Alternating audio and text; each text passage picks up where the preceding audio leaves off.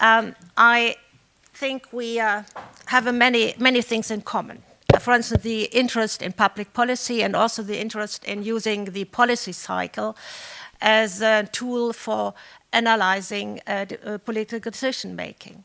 I also share your view that ethics and norms play an important role in decision-making, in political decision-making.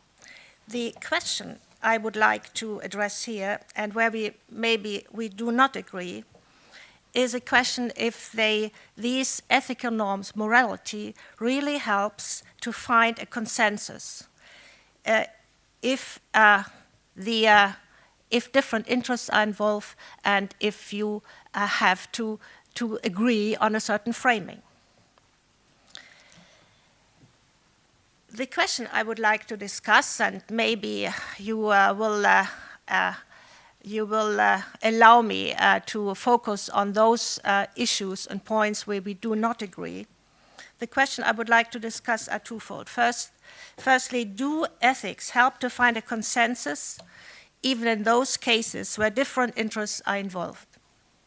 And secondly, the question, what is the role of values in the different steps of policy making, which means the framing of a problem and the possible solution, the choice of tools and related constraints that later have to be accepted by some groups or by others who are not affected. I'm wondering if cases where there is a broad consensus, not only about the need to solve a problem, but also of the moral obligation to solve this problem, but also about the consensus about the framing and the choice of tools are rather unusual.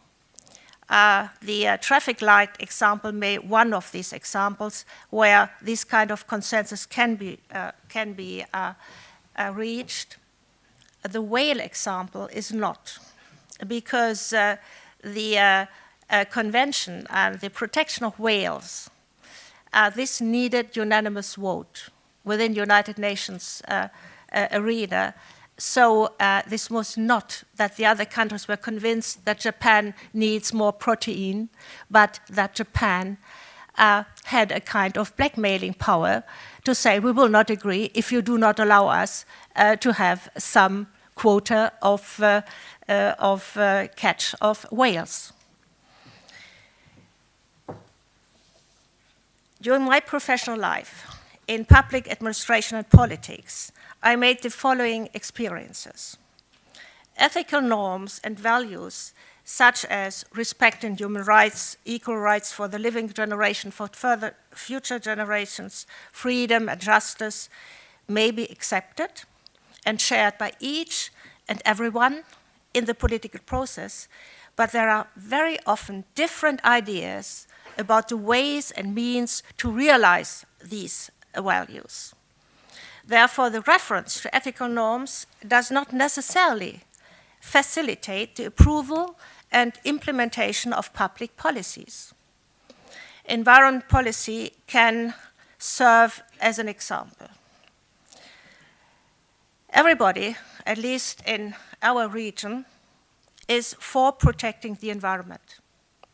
However, whether this should be reached by voluntary agreements, regulation, market instruments, or binding technical standards is highly controversial. In the political process, ethical norms and values will certainly make a difference.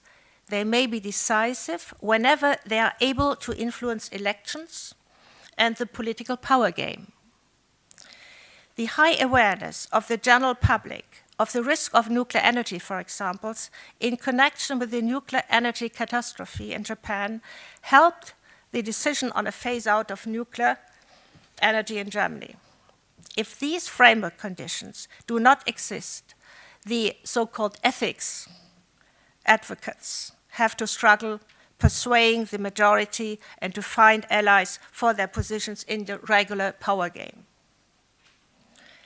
Beliefs, in the sense of Kingdon and Sabatier, that means perceptions where nobody really knows how they were created and diffused, There may be think tanks sponsored by powerful economic stakeholders, which may play a role, and perhaps also the media, can include many views and perceptions of what the best strategy of, for instance, saving the world or of securing the interests of certain stakeholders could be. Beliefs can be a vehicle for ethical norms, influence the framing of public policies, and they can help finding a consensus or at least the necessary majority, and to find also advocacy coalitions for an approval. But beliefs do not necessarily reflect morality that they may be the result of a certain, but they may be a result of a certain zeitgeist and mainstream idea about the role of the state, of politics, the market forces, and civil society, which then may influence the framing and concrete handling of a problem. Beliefs are helpful because they reduce, and you explained this by explaining the thick law books, because they are reducing complexity and allow political and other concerned actors to take a position in public in a situation where they are not able to really assess the impact of change. My personal impression is that the dominating belief systems have been in the past mainly fueled by economic arguments and supported by certain opportunistic behavior of actors within the administration and within the political representatives. Prevailing beliefs in the past were not based on ethical norms for the equal rights of individuals, for instance, and the responsibility for a social system based on solidarity among rich and poor. Instead, it was clear that a certain problem, which was perceived in the same way by everybody, there was a certain answer and framing of what the results could be and what the solution could be. It could be deregulation, it could be privatization, but it also could be binding standards. So what you make out of a certain problem and of your objective is very different concerning or depending very much on the view and the filter through which you look at the different problems. Even the so-called interests, that's my experience, have no concrete substance. Let me illustrate this by an anecdote, which from my time as Minister for Nature, Conservation and Environment in Schleswig-Holstein. I inaugurated a center for ecological construction with about 100 of business people from small and medium-sized companies attending. After my speech, one gentleman asked me whether he could bring in a new kind of highly energy-efficient brick to show it to the audience. I agreed to this. Later, the same person applauded frenetically when a representative of the Chamber of Commerce blamed environment policy for too much regulation. I then asked the gentleman with the brick which effect the strengthening of the insulation standards had on the sale of his innovative brick. He said that it was very helpful. I do not know whether he realized the contradiction in his behavior. The framing of a certain policy depends very much on framework conditions, such as legal competence, in addition to moral objectives and moral and ethical attitudes, such as legal competences or financial resources, and also very important time constraints. If the majority, for instance, in the Bundesrat, the federal chamber in Germany, or unanimity rules for decisions on taxation in the European Union allow veto players, the framing has to be adopted and adapted to in the political arena when approval would be more likely. So if a tax would be the best way at the European level to be adopted, you cannot do that when you know that there are some countries who will not agree on that. So there is always the question of the means and ways how you implement certain values and not the values and such. Allow me a last remark. I understood that you think that close contacts and collaboration within international organizations or within working groups at the European level help ethical norms to be accepted. My personal experience is that institutional arrangements and regular working relations certainly shape the behavior and the style of collaboration. The first lesson I learned when I started my career in the Constitutional Law Division of the Federal Ministry of the Interior was that an official should never gain too much by a successful negotiation, but should give his colleague something in return next time. So you should never, and this is something what the civil society advocates often forget, that you always meet twice. And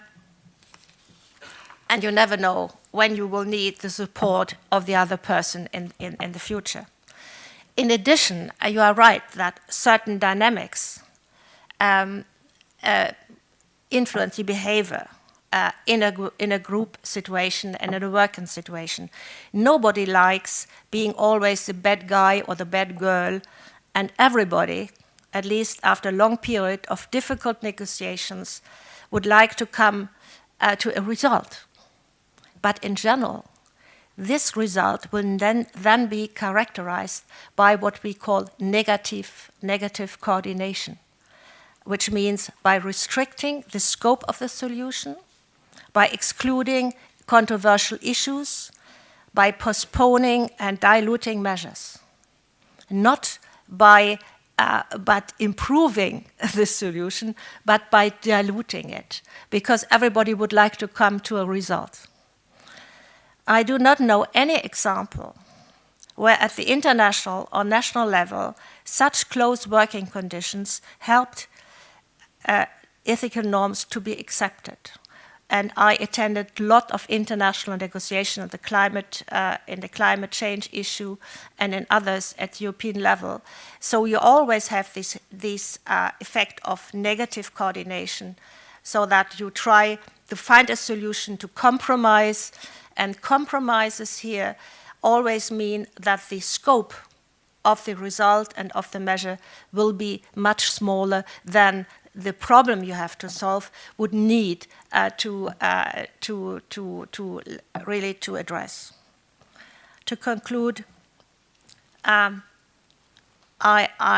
hope that you allow to say that this rather provocative comments, which mean that in your main hypothesis, I do not agree, because I do not really believe that ethical norms help to find a consensus, that this will then trigger our further debate. Thanks.